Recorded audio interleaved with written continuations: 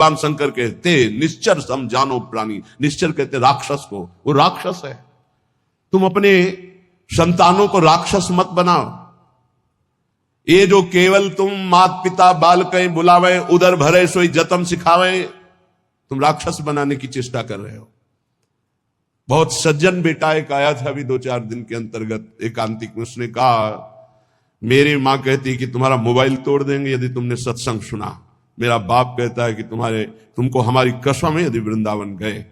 यही बच्चे जब सतमार्ग से विमुख हो जाएंगे और शराब पीकर घर आएंगे, तब तुम्हारी पूजा करेंगे, तब तुम्हें अपनी कसम ध्यान आएगी कि अगर ये वृंदावन जाता, साधु समागम करता, तो आज लातों से न मारता। आज ये मेरी दुर्दशा न कर। चीख रहा है, क्या है? भ्रातर भोगास भुक्ता, भुगतोगे। ये जो कर रहे हो कर्म में भुगतोगे। तुम्हारे बेटा बेटी देख रहे हैं कि बुढ़े के साथ कैसा तुम कर रहे हो, वही इंतजाम तुम्हारे लिए रहेगा, वही इंतजाम, उससे बढ़ के ब्याज सहित। चिंता मत करो। इसलिए हम सबसे प्रार्थना करते हैं, ये कर्म भूमि है, जो बीज बोओगे वही फल काटोगे। आज देखने में लग रहा है कि माता पिता के साथ बड़ा अन्याय हो रहा है, लेकिन सत्य पूछो तो ये उनके कर्म का फल उनको देखने को मिल रहा है। न कभी राम बोले, न कृष्ण बोले, न हरि बोले, पूरा जीवन केवल इसी में लगाया। तो देख परिणाम, जिनके लिए जीवन लगाया वही तेरा जीवन लेने के लिए तत्पर हो रहा है, वही तेरा नाश कर रहा है। जिसको तूने सजाया वही तुझे दंड दे रहा है। क्यों? भगवान का विरोधी भाव रखने वाला कभी सुखी नहीं हो सकता। हनुमान जी महाराज रावण को कहते, हाथ जोड़कर विनती करता हूं, राम जी की विमुखता का त्याग कर दे, नहीं शंकर साहस विष्णु अज तो ही सकहि न राख राम कर द्रोही। मैं सभा में कह रहा हूं, ये हजारों ये भगवत स्वरूप महापुरुष भी तेरी रक्षा नहीं कर पाएंगे। तेरा विनाश हो जाएगा यदि तू भगवान से विमुख रहेगा। हे भ्रातर भोगास भुक्ता कीन इव भवता नापि संसार मध्य। संसार के बीच में तूने क्या क्या नहीं किया। बहुत से पाप किए, बहुत से भोग भोगे। अब बुद्धि ठिकाने लगा लो, सावधान हो जाओ। अभी सब मिटा सकते हो, सब गलतियां मिटा सकते हो, अभी बहुत अच्छे बन सकते हो, अभी भगवत प्राप्ति कर सकते हो। पूरा जीवन गलती करता रहा, जामिल अंतिम में नारायण निकल गया तो भगवत प्राप्त हो गया।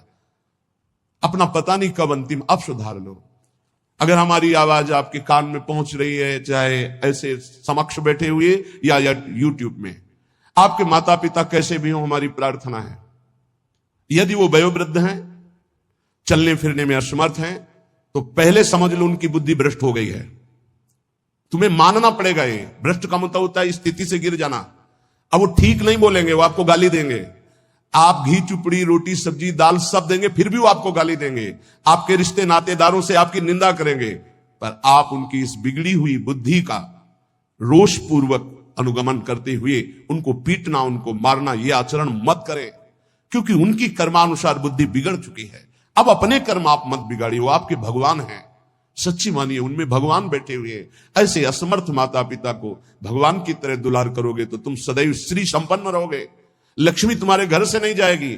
और जिन घरों में माता पिता को त्रास दिया जाता है, जिन घरों में आए हुई पानी ग्रहण करके पत्नी के साथ अनर्थ नाना प्रकार की दुष्वृत्तियां, वो घर कभी श्री संपन्न नहीं हो सकता, सुख संपन्न नहीं हो सकता। आप सत्संग सुनने आए हो, इसी का सुधार करना चाहिए।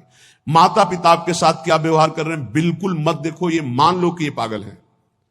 उनकी बातें मत सुनो। तुमका अपना कर्तव्य दे। तुम्हारा क्या कर्तव्य? हमको केवल अपना कर्तव्य देखना। हमें बहुत कष्ट होता है जब ये बात देखते हैं कि बूढ़े असमर्थ माता पिता के साथ ऐसा व्यवहार, तब लगता है ये कलेजा है इसका हृदय है कि भगवान ने पत्थर की रचना की इसके हृदय में। अरे और कौन? जिसने 9 महीने गर्भ में रखा, जिसने अपने रक्त का दूध बनाकर तुम्हें पिलाया, जिसने तुम्हारे मलमूत्र साफ किया। आज तुम हाथी जैसे जवान हो तो लात मारते हो, डंडा मारते हो, उनको गाली देते हो। चिंता मत करो, तुम्हारे लिए ब्याज सहित व्यवस्था है, ब्याज सहित दंड मिलेगा। अगर तुम्हें थोड़ा भी ये पता है कि भगवान है तो इतना समझ लो उनके वचन भी हैं, अवश्य में वो भोक्तव्यम कृतम कर्म शुभाशुभम। शुभ और अशुभ कर्मों का भोग भोगना पड़ता है। फिर माता पिता ये तो साक्षात भगवान है, इनके प्रति एहसान। ये कुछ भी बोले, हमने देखा है वयोवृद्ध आदमी की बुद्धि पतित हो जाती। पतित अगर जीवन भर भजन नहीं किया ना, तो पतित का मतलब होता है स्थिति से गिर जाना। भ्रष्ट होने का मतलब होता है गिर जाना। अब उसको जो बोलना चाहिए वो नहीं बोल पाएगा। उस समय हमको क्रोध नहीं करना कि हम तो इतना खवाते पिलाते हैं, ये हमारी निंदा करते हैं। ये हम बहुत गूढ़ बात आपको कह रहे हैं। जिसने अपने माता पिता की सेवा कर ली उसने भगवान को प्रसन्न कर लिया। उनके नाराज रहने पर, उनके गाली देने पर, उनके तिरस्कार करने पर भी। पर हमारी प्रार्थना है, हम जो शब्द कह रहे हैं उसे ध्यान से सुनिए। जो माता पिता असमर्थ हो चुके हैं, चलने फिरने लायक नहीं है, उनके वर्ताव और उनके कटु वचनों पर ध्यान न दिया जाए, उन्हें भगवान की तरह पूजन करके उनकी सेवा की जाए। जितने दिन जिए खूब मेहनत करके कमाओ, उनको खाओ पियो, कपड़ा लत्ता, सुखपूर्वक जीवन, तो तुम्हारा लोक और परलोक दोनों बन जाएगा। ये शब्द हम शर्त इसलिए रखते हैं कि जो माता पिता अपने कर्तव्य का पालन करना नहीं जानते हैं और अभी चल फिर रहे हैं, मनमानी आचरण करते हैं, गंदे विचारों का पोषण करते हैं, पोषण करने वालों का शोषण करते हैं, ऐसे माता पिता के लिए नहीं कह रहे।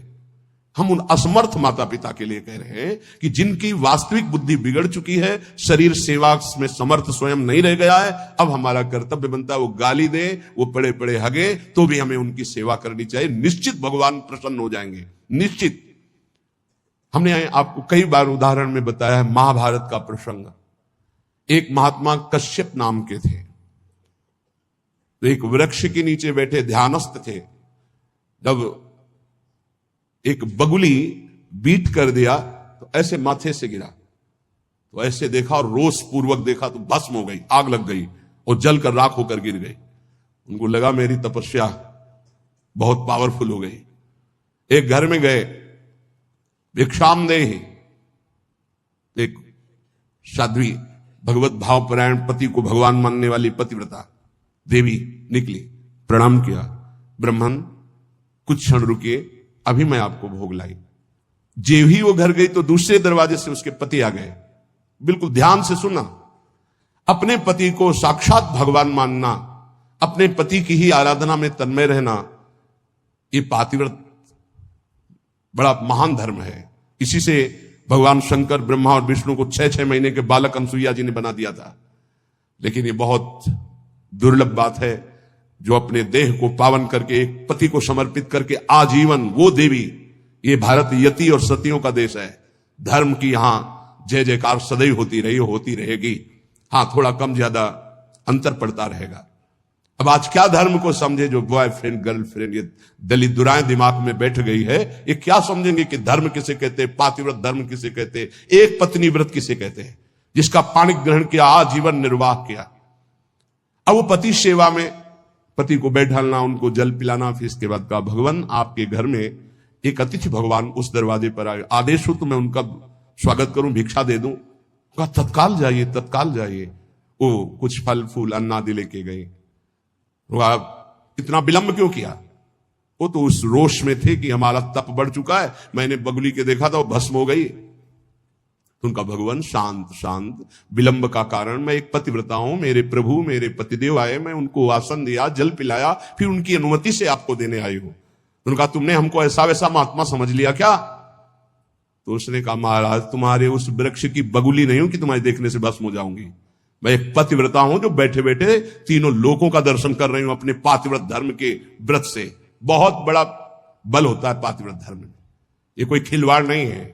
गृहस्थी कोई साधारण धर्म नहीं, आप लोग जिसे बिल्कुल अवहेलना कर रहे हैं कि हम तो गृहस्थ हैं, हम तो विषयी हैं। अरे भगवान के अंश हो, तुम जहां हो वहीं से भगवत प्राप्ति कर सकते हो, इतनी सामर्थ्य आप में है।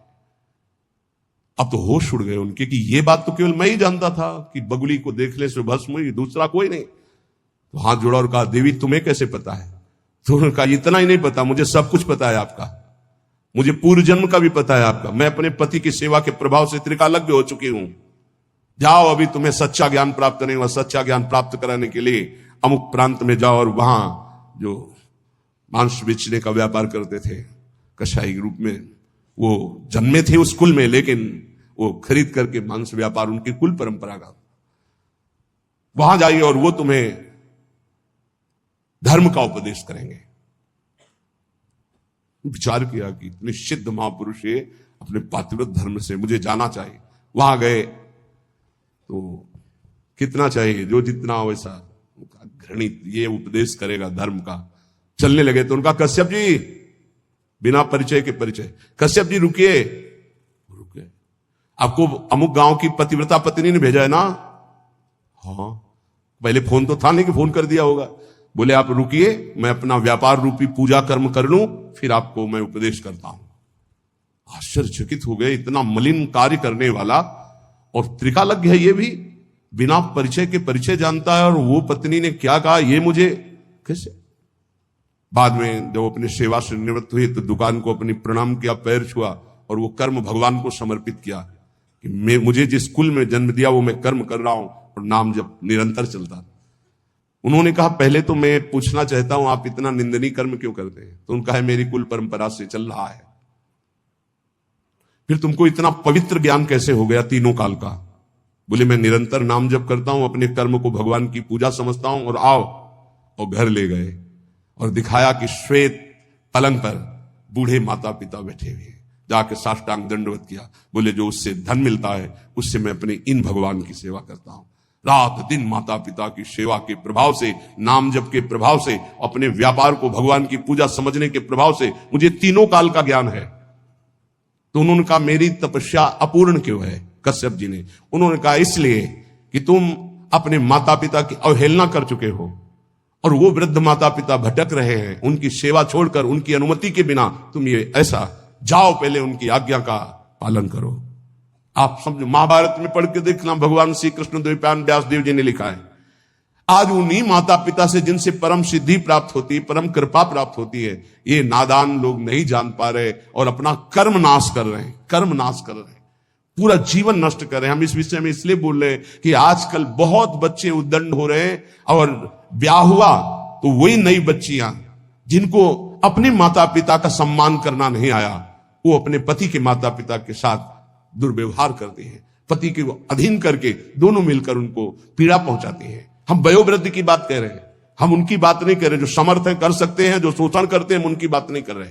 हम उनकी बात कर रहे हैं जो असमर्थ है, चलने में भी असमर्थ है। अब उनके ऊपर डंडे का प्रहार, उनकी पिटाई बिल्कुल ठीक नहीं। हे भ्रातर भोगा सुभुक्ता, जो तुम कर्म कर रहे हो सुभुक्ता तुम्हें भोगना पड़ेगा, और बहुत भोग चुके हो।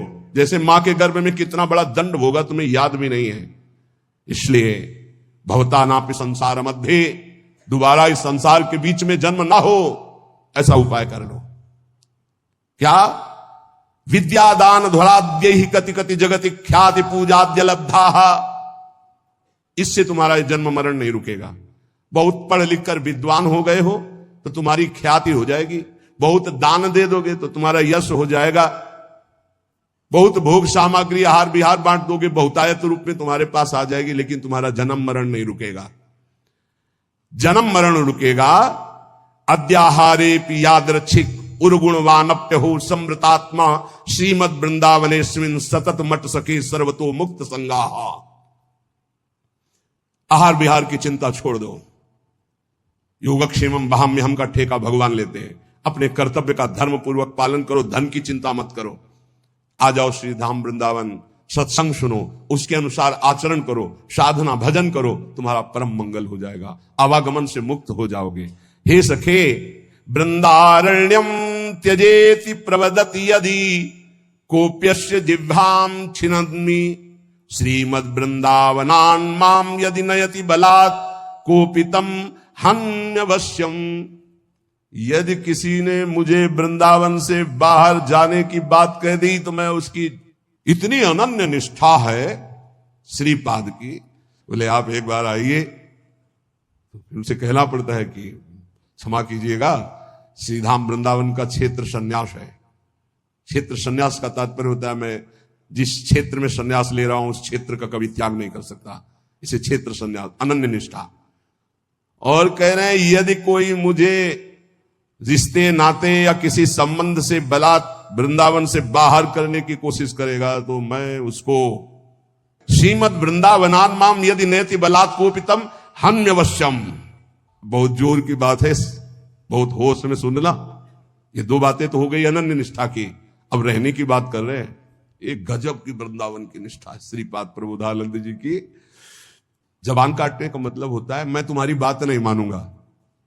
देखो नहीं, जैसे गुरुजन बात कर रहे हो तो आप उन्हें कहते क्यों बार बार हमारी जबान को काट रहा है, जो हमें बोल रहा हूं बात मान। जबान काटने के दो अर्थ होते हैं, एक मूर्खता पूर्वक अर्थ निकाला जाए तो बोले जबान पकड़ के काटना, और एक होता है बात ना मानना। इस सरल शब्दों में संत किसी की जबान नहीं काटते, संत उनकी बात नहीं मानते, यही है जबान काटना। बोले हमारी जबान को बार बार काट रहे हो। हम जो कह रहे हैं उसको नहीं मानना मतलब जबान काटना, उसको सरल शब्दों में समझिए। और मारना का तात्पर्य होता है हम आपको आज से अपना नहीं मानते। जैसे ध्रुवदास जी ने इसे सरल भाषा में कहा, माता मित्र सुतादित्य तज ध्रुव तिनको पास, वृंदावन के वास को जिनके नाय हुलास। वो कोई भी हो, हम अपना संबंध नहीं मानते हैं जो हमें वृंदावन से बाहर कर सके, ऐसे इसका अर्थ लो। अब जो कह रहे हैं वो बहुत गूढ़ विषय है। कामम वेश्याम उपेयाम न खलु परिणया यान्यतो यामि कामम चौर्यम कुर्याम धनार्थम न तो चलति पदहंत वृंदावनान में। कैसे अर्थ पड़े, हिम्मत नहीं पड़े। कामम वेश्याम उपेयाम न खलु परिणया यान्यतो यामि कामम। बहुत ऊंची निष्ठा है, इसलिए समझ पाना बहुत कठिन है। ये बहुत बड़ी बात कह रहे हैं कि वृंदावन में मैं वैश्यागमन करके भी रहना स्वीकार कर सकता हूं, लेकिन वृंदावन के बाहर में बहुत बड़ी बात कह रहे हैं। मतलब उसका अर्थ करना कठिन है, क्योंकि उनकी बहुत ऊंची निष्ठा से वो बात कर रहे हैं। भला ब्रह्मबोध संपन्न महापुरुष के अंदर कहीं कामना हो सकती? भला ऐसे अंतःकरण वाले महापुरुष जो प्रेम में निष्ठ है, उनके अंदर कहीं कामना हो सकती है? लेकिन निष्ठा की चरम सीमा का स्वरूप है। ये निष्ठा की चरम सीमा समझ पाना बहुत कठिन बात होती है, बहुत कठिन बात होती है। रसिक अनन्यमाल में एक चरित्र आता है कि उनके गुरुदेव भगवान हरिवंश महाप्रभु थे। उन्होंने बताया जैसे हरिराम व्यास जी को श्याम श्यामा पद कमल संग शिरनायो, श्याम श्यामा के चरणों की जो आराधना करने वाले भक्तजन, उनकी आराधना से निश्चित प्रिया प्रीतम की प्राप्ति हो। उन्होंने गृहस्थ में थे, वो अपने घर में साधु सेवा विस्तार करने लगे।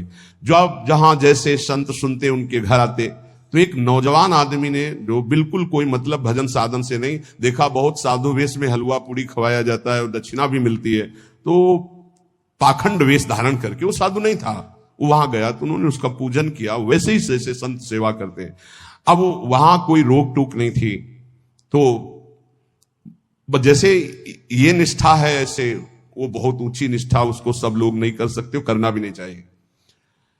अब उनके घर में एक नवयुवती बच्ची थी जो ब्याह योग्य थी, और माता पिता और सब खूब वैभव ऐश्वर्य और साधु सेवा करते थे।